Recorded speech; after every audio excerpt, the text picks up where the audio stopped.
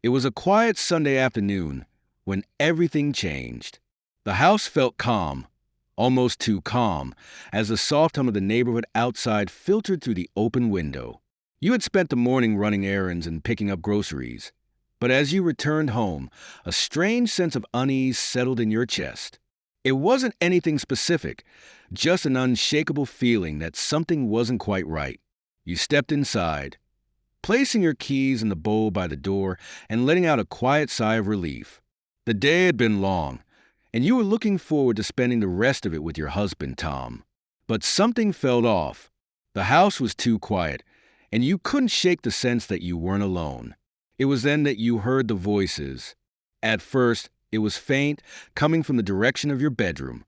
It was Tom's laugh, followed by the sound of someone else's voice, a voice you knew all too well. It was Laura, your best friend.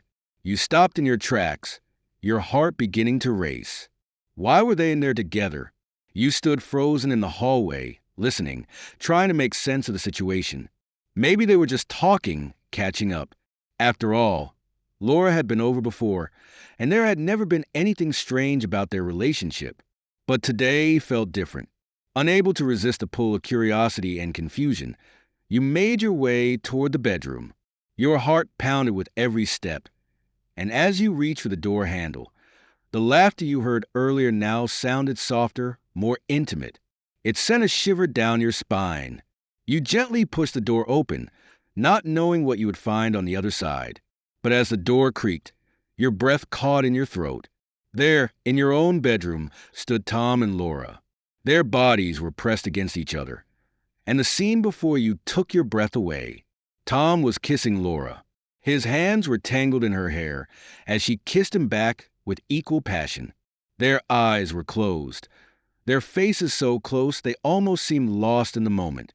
For a split second, time seemed to stand still. Your entire body went numb as the reality of what you were seeing sank in. Your mind struggled to make sense of it. How could this be happening?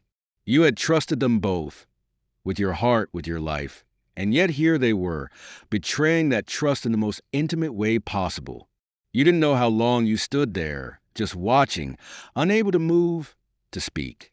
Everything you thought you knew about your relationship, about your friendship, was now shattered. The love you thought you shared with Tom, the years of laughter and shared memories, seemed to vanish in an instant. Finally, Tom pulled away. His eyes widened in shock as he saw you standing in the doorway. His face went pale, his lips trembling as he looked at you. I didn't mean for you to see this, he stammered, his words falling flat.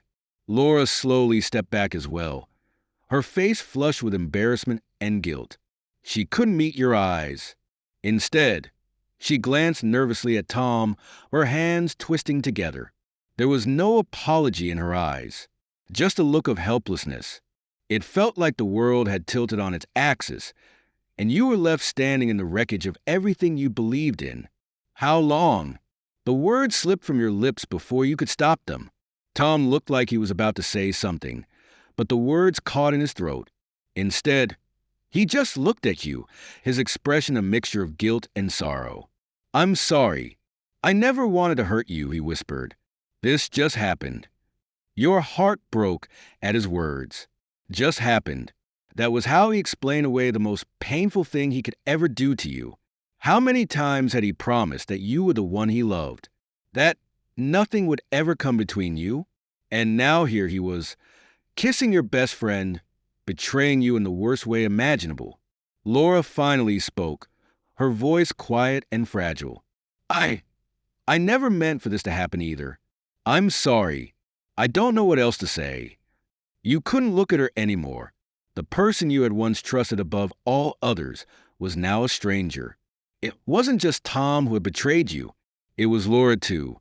She had known your fears, your dreams, your insecurities. And yet, she had still crossed a line. There was a heavy silence, and in that silence, your heart shattered. You felt as if the ground beneath you was no longer solid, as if everything you had believed about your life was now slipping away. You had never expected this. Not from Tom. Not from Laura.